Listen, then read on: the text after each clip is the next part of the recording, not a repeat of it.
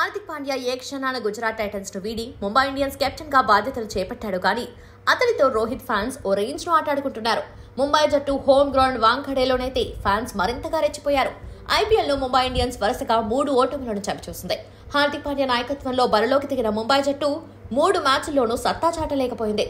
Sun Risers తో జరిగిన match లో ఐపీఎల్ చరిత్రలోనే అత్యధిక పరుగులిచ్చుకున్న జట్టుగా చెత్త రికార్డును మూటగట్టుకున్న ముంబై రాజస్థాన్ తో మ్యాచ్ లో ఈ సీజన్ లో అత్యల్ప స్కోర్ చేసిన జట్టుగా నిలిచింది.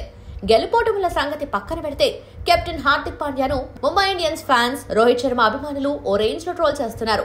రాజస్థాన్ తో ముంబై వాంఖడే స్టేడియంలో జరిగిన మ్యాచ్ లోనైతే ప్రేక్షకులు మరింతగా రెచ్చిపోయారు. టాస్ దగ్గర నుంచి మ్యాచ్ ముగిసేదాకా హార్దిక్ పాండ్యాను ట్రోల్ చేస్తూనే కనిపించారు.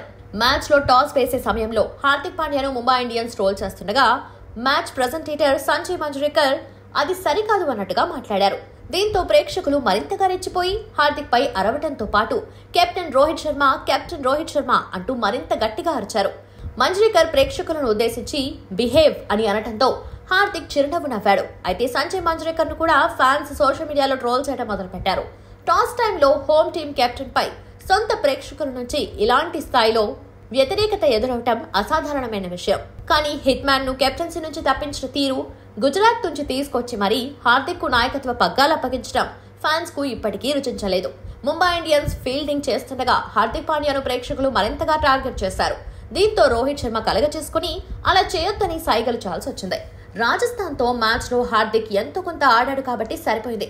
లేకపోతే ముంబై క్రౌడ్ ఏ రేంజ్ లో అతనికి చుక్కలు చూపించేవారు.